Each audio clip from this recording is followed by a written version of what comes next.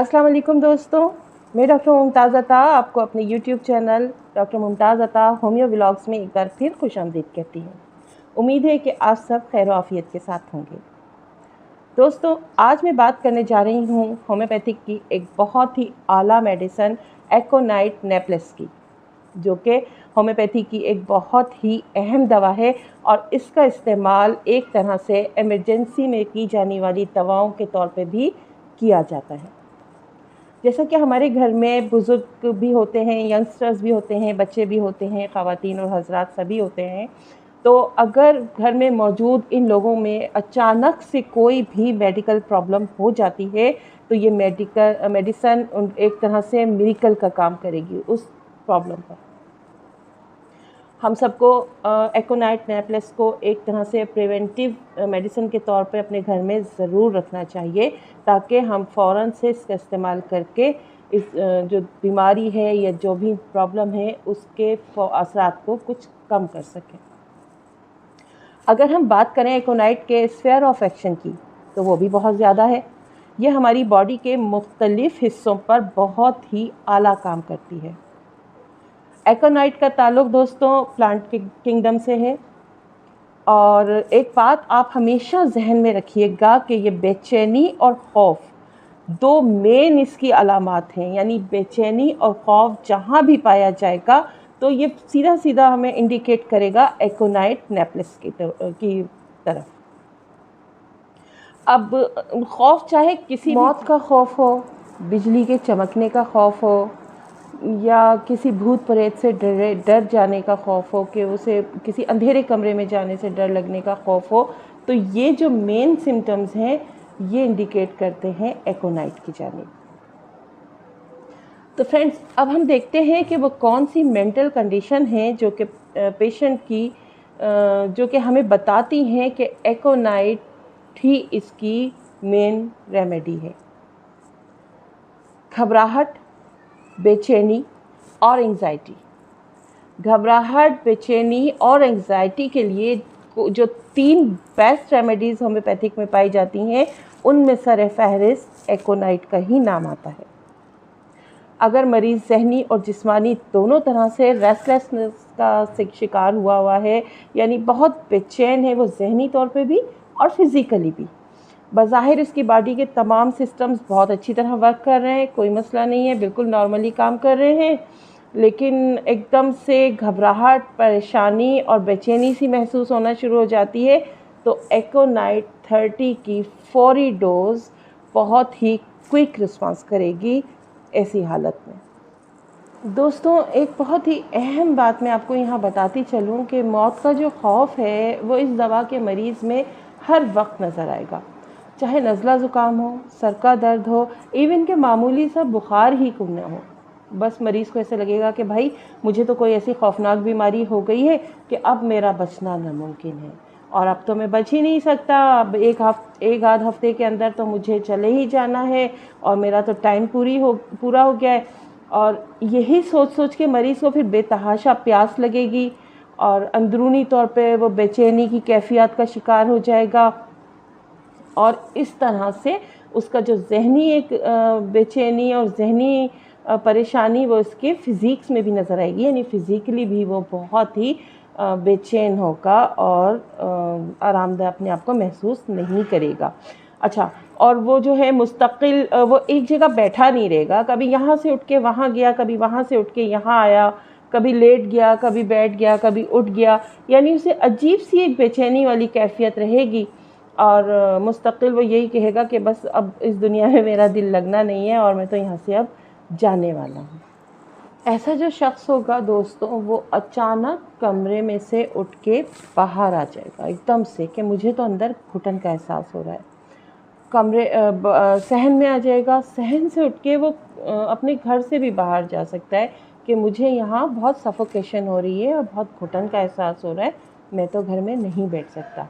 और अभी उसे बैठे हुए वहाँ बाहर 2 पल ही हुए होंगे कि वो एकदम से वापस कमरे में आ जाएगा, दरवाज़े खिड़कियाँ बंद कर देगा, कोने में दबक के बैठ जाएगा और उसे एकदम से मौत का खौफ सताने लगेगा कि ये तो मैं इतनी बुरी बीमारी में मुब्तला हो गया हूँ, इतनी कोई बड़ी मुझे बीमारी हो गई है कि अब तो मौत मेरी करीब है, 1 हफ़्ते के अंदर अंदर मुझे मर जाना है, यानी अपना वो मौत का टाइम भी इंडिकेट कर देगा, वो बता देगा कि बस मेरा 1-1.5 हफ़्ता ही रह गया है मरने में और मैं तो जाने वाला हूँ। तो ये जो एक मेन इलामत है एकोनाइट की, वो यही है, रेस्टलेसनेस और मौत का खौफ। दूसरी कंडीशन की तरफ आते हैं,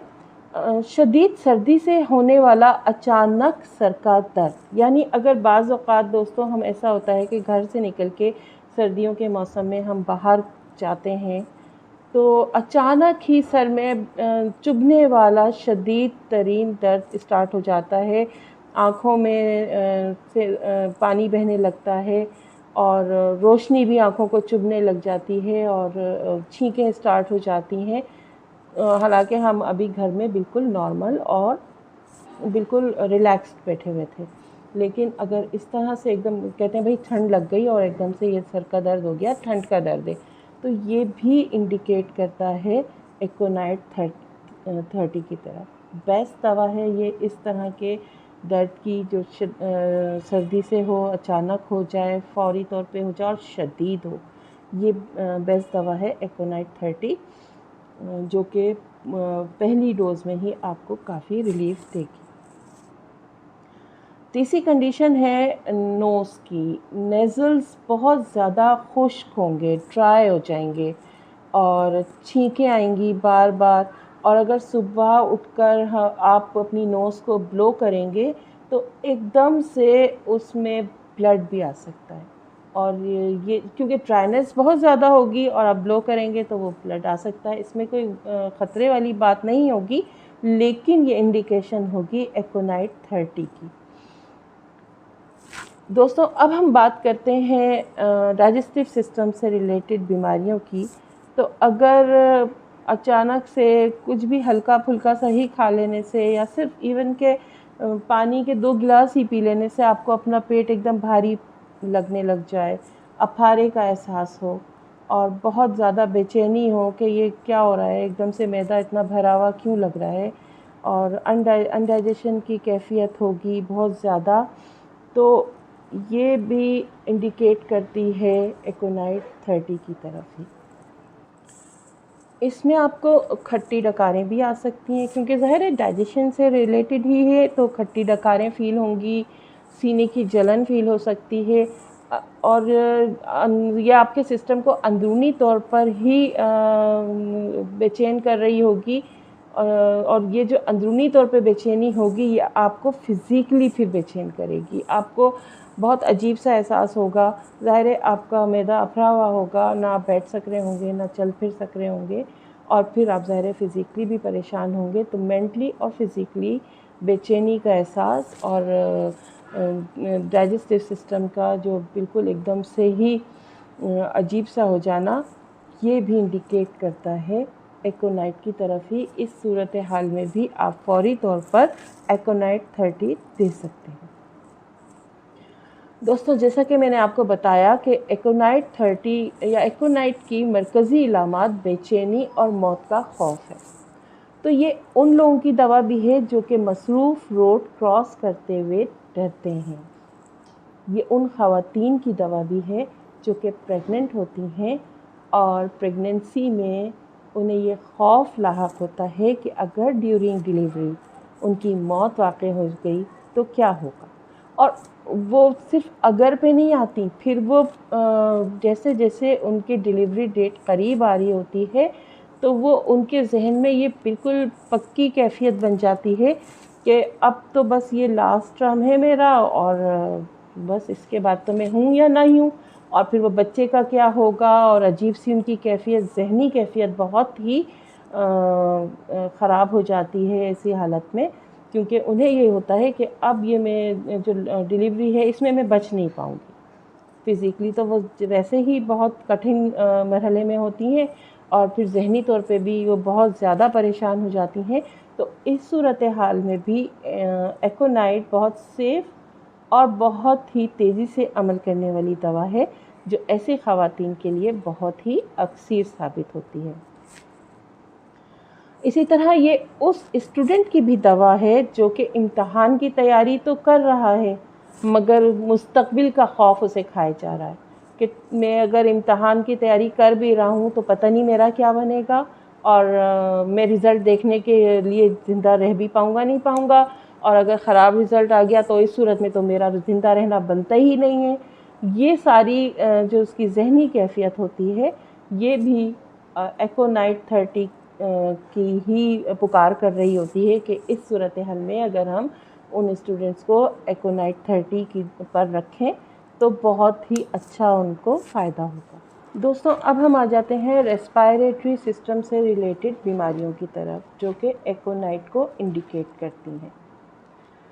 अगर आप किसी मरीज़ में खुश्क खांसी सांस की तंगी के साथ देखें, यानी कि उसे सांस कंप्लीट नहीं आ रहा होगा, वो खींच के सांस लेने की कोशिश कर रहा होगा लेकिन उसे बड़ी मुश्किल पेश आ रही होगी और खांसी बेहद शदीद होगी लेकिन बलगम नहीं आ रहा होगा, उसमें खुश्क खांसी होगी। और खुश्क खांसी और ये सांस की तंगी में जो इजाफ़ा होगा या जो शिद्दत होगी वो आधी रात के बाद ज़्यादा हो जाती है ऐसे मरीज़ों में। और वो शिकायत करेगा कि उसकी नाक की जो रूट है, नाक की जड़ जो है उसमें दुखन का शदीद एहसास हो रहा है, उसका मुंह खुश्क हो गया है, उसको यूरिन बहुत ज़्यादा और बार बार आने लगा है। और ऐसा जो मरीज़ होगा वो शोर से भी बहुत हसास होगा, यानी उसे थोड़ी सी भी नॉइज़ बहुत ज़्यादा डिस्टर्ब कर रही होगी। तो ये तमाम इंडिकेशन इशारा कर रही होंगी एकोनाइट की तरफ कि ये पहली जो हमारी दवा होगी इस मरीज़ के लिए वो एकोनाइट ही होगी। अब बात कर लेते हैं हम फ़ीवर की। एकोनाइट का जो फ़ीवर होता है यानी जो बुखार एकोनाइट की तरफ इशारा कर रहा होता है वो अचानक से आता है और बिल्कुल घर से जब निकले थे, मरीज़ कहेगा घर से जो निकले थे हम बिल्कुल ठीक ठाक निकले थे लेकिन बाहर निकलते ही इतनी एकदम से सर्दी का एहसास हुआ और तेज़ बुखार हो गया और जैसे ही हम घर में वापस आए तो शिद्दत में सर्दी की इजाफ़ा हो गया, बहुत ज़्यादा कपकपी सी तारी हो गई होगी इस मरीज़ को, बुखार भी बहुत हाई ग्रेड हो रहा होगा और साथ ही उनका जो चेहरा होगा ऐसे मरीज़ का वो ठंडा बिल्कुल बर्फ़ की तरह उसे फ़ील हो रहा होगा कि चेहरा बिल्कुल ठंडा बर्फ़ पड़ा हुआ है, हाथ पाँव बिल्कुल ठंडे बर्फ़ हो गए होंगे और जो पसीना इवन कि उसे पसीना आ रहा होगा बट वो भी बहुत ही ठंडा होगा, यानी ठंडे पसीने जिसे हम कह सकते हैं। इस बुखार में वो ठंडे पसीने आ रहे होंगे और सर्दी का एहसास इसमें बहुत ज़्यादा होगा और ये सर्दी का एहसास जो होगा ये घर से बाहर निकलने के बाद ही हुआ होगा और उसकी वजह से ही मरीज़ को बुखार आया होगा। मरीज़ बेचैनी की शिकायत करेगा और हाथ पाँव में दुखन की शिकायत करेगा और अजीब सी कैफियत होगी और वो बता नहीं पा रहा होगा कि पाँव और हाथों में क्या तकलीफ़ हो रही है कि वो बार बार पाँव पटकने वाली कैफियत में होगा। तो इस सूरत हाल में भी एकोनाइट बहुत ही बेस्ट रेमेडी है, बुखार को की शिद्दत को भी कम करेगी, सर्दी की शिद्दत को भी कम करेगी और फौरी तौर पे पेशेंट को रिलीफ मिलेगा इसमें। तो दोस्तों ये थी कुछ मेन इम्पॉर्टेंट चीज़ें एकोनाइट से मुतालिक, वो तमाम बीमारियां जो मैंने आपके साथ शेयर करी, जितनी भी एकोनाइट से रिलेटेड बीमारियां थी, उनकी कैफियत थी, उनकी इलामत थी, वो तमाम मैंने आपको बताई। मगर यहाँ मैं आपको एकोनाइट की एक की टिप भी देना चाहूँगी कि इन तमाम बीमारियों में कि जो अचानक से आ गई हों, चाहे वो किसी भी बॉडी पार्ट में हो रही हो आपके, चाहे वो सर में हो, चाहे वो आइज़ में हो, चाहे वो हैंड्स में हो, फुट में हो या आपके रेस्पायरेटरी सिस्टम से रिलेटेड हो या आपके डाइजेस्टिव सिस्टम से रिलेटेड हो, अचानक अगर आपको कोई ऐसी तकलीफ़ आ गई हो जो कि बहुत ज़्यादा शिद्दत के साथ आई हो और उसमें आप बहुत बेचैनी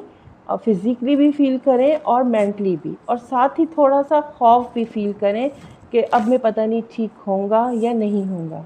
तो एकोनाइट आप इसमें इस्तेमाल कर सकते हैं जो कि इस मसले या इस बीमारी की शिद्दत को एकदम से कम करने में बहुत ही मावन साबित होगी।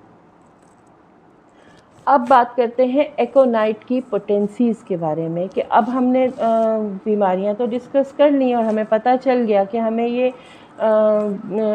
बीमारियों में जो है हमें एकोनाइट ही यूज़ करनी है, लेकिन किस पोटेंसी में करनी है।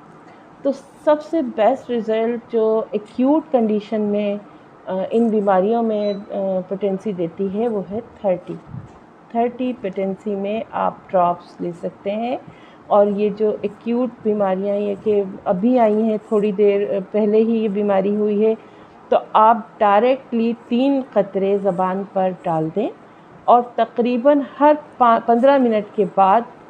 ये 3 कतरे आप मरीज़ की ज़बान पे डालते रहें। और ये अमल आप उस वक्त तक दोहराएं जबकि आपको बीमारी की शिद्दत में कमी नहीं महसूस हो जाए या मरीज़ आपको रिलैक्स्ड होता हुआ नज़र नहीं। फिर ये दवा दोहराना आप बंद कर दें। उस दिन तकरीबन आप 5-6 डोज़ अगर दे चुके हैं मरीज़ को और उसकी कैफियत काफ़ी बेटर हो गई है, तो आप ये दवा उस दिन के लिए बंद कर दें। और फिर आप दोबारा जो नेक्स्ट डे से है वो 3 टाइम अ डे आप ये दवा दे सकते हैं, 5 ड्रॉप्स 3 टाइम अ डे।